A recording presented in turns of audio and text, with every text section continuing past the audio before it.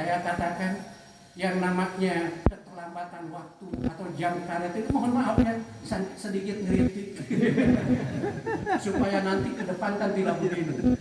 Dan Mubalik itu kan punya acara juga di tempat lain. Nah, para ibu, para bapak, saya sampaikan, kalau sekiranya kita terjebak dalam penyakit jam karet, mungkin pertama lantaran transisi perubahan budaya kita dari petani, dari agraris ke industrialis. Kalau petani, ayah saya petani, itu berangkat ke sawah kapan saja, dia pulang dari sawah juga kapan saja, tidak ada yang menegur. Tetapi ketika orang masuk masa industrialis, di situ kita diatur oleh waktu, kapan harus masuk, kapan harus keluar, kapan izin dan lain sebagainya. Maka para bapak, para ibu yang saya muliakan, buat orang yang berada dalam transisi itu, kemungkinan besar Pak Jamaluddin Ancok menyebutnya jam karet itu masih kita pelihara. Yang kedua, tidak ada reward and punishment.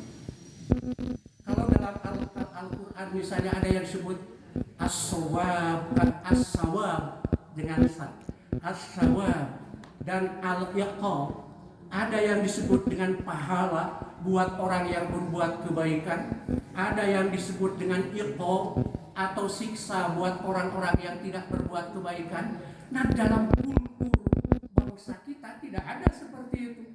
Orang yang masuk terlebih dahulu diberi hadiah misalnya, orang yang datang terlambat tidak diberi hadiah, kecuali di pengajian MUI mulai dipraktekkan. Siapa ibu yang lebih dulu datang ke majelis taklim MUI, kadang-kadang dapat sajadah, kadang-kadang dapat yang lain. Itu dalam rangka reward and punishment, jauh setelah saya menulis menghargai waktu. Nah, para ibu, para bapak yang saya muliakan, yang terakhir, boleh jadi itu lantaran kita tidak sadar bahwa perjanjian antara manusia dengan manusia itu hakikatnya adalah perjanjian antara kita dengan Allah Subhanahu wa Ta'ala. Nah, kembali kepada yang pertama, kalau yang pertama dipantau oleh Yang Maha Kuasa, maka ya yang kedua ini kita harus sadar bahwa perjanjian dengan siapapun hakikatnya adalah perjanjian dengan Allah Subhanahu wa Ta'ala. Ahkeun bae da jeung budak, urang geus janji rek mawa ulin barudak ka kebon binatang, teu terjadi. Itu hakikatnya kita sudah melanggar perjanjian. Allah sudah mencatat bahwa kita ini mau membawa main-main anak-anak, cucu-cucu lah barangkali untuk Hajar Muslimah. Saya sudah 71 tahun bersama Pak Homsun, 73, Bapak tadi 72 ya, 71. Jadi usia 70 tahun kan cucu yang dibawa kemana-mana. Nah, kembali kepada yang tadi, kita ini diajarkan untuk melihat ke masa depan ya tadi. Kenapa? Tidak boleh miopi, karena orang yang berbahagia, kata Nabi, liso imparhatan, ketika dia berbuka puasa, wa inda liqa'i rabbi, dan ketika dia berjumpa dengan Allah Subhanahu wa Ta'ala. Menurut hadis, orang yang berpuasa itu masuk surganya akan masuk pintu royan. Itu dikhususkan buat orang yang berpuasa itu royan pintunya. Mudah-mudahan ibu bapak dan saya sendiri itu masuk dalam kelompok yang Allah janjikan kelak di seberang makam dengan pintu royan. Amin. Nah, ibu, apa implikasinya dari keyakinan kita melihat masa depan dan tidak miopis? Orang yang saum itu sebetulnya dididik untuk menangguhkan kesenangan-kesenangan sementara demi kebahagiaan yang langgeng di masa yang akan datang. Penyimpangan moral, penyelewengan dalam perilaku, bahkan termasuk barangkali pelanggaran terhadap perjanjian-perjanjian hakikatnya lantaran mereka melihat ada kebahagiaan atau kesenangan sementara dan lupa terhadap kesenangan dan kebahagiaan di masa yang akan datang.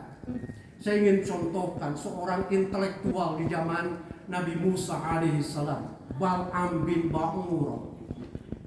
Bal'am bin Ba'urah itu punya nalar yang sangat tinggi, pengetahuan kepada Taurat yang begitu mendalam.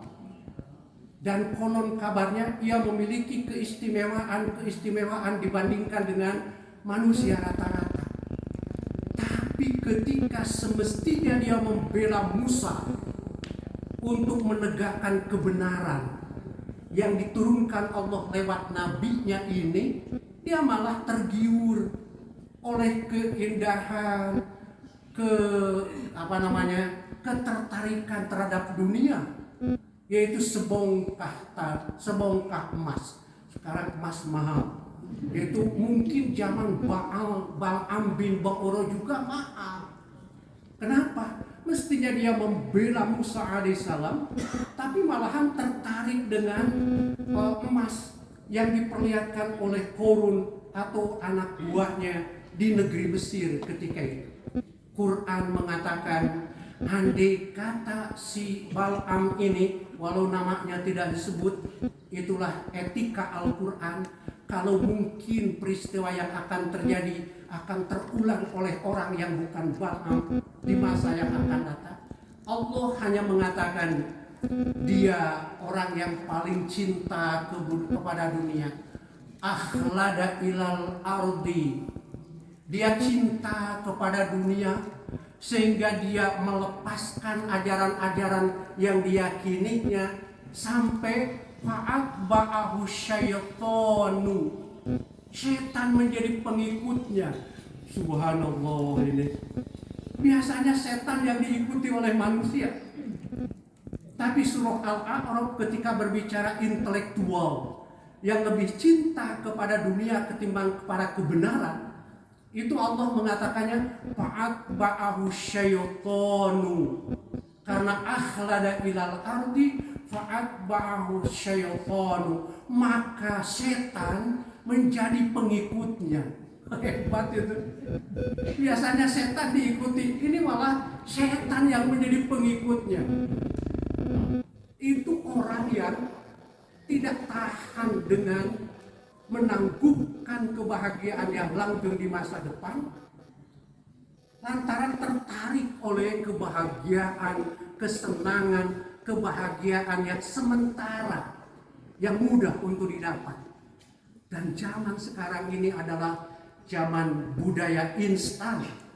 Kita tahu betapa orang tuh berlomba-lomba untuk meraih kebahagiaan, kesenangan yang sesaat, walaupun harus tidak memperhatikan mana garis demarkasi antara haram dan halal. Saum mengajarkan kita untuk menatap masa depan yang lebih jauh daripada kebahagiaan yang sementara.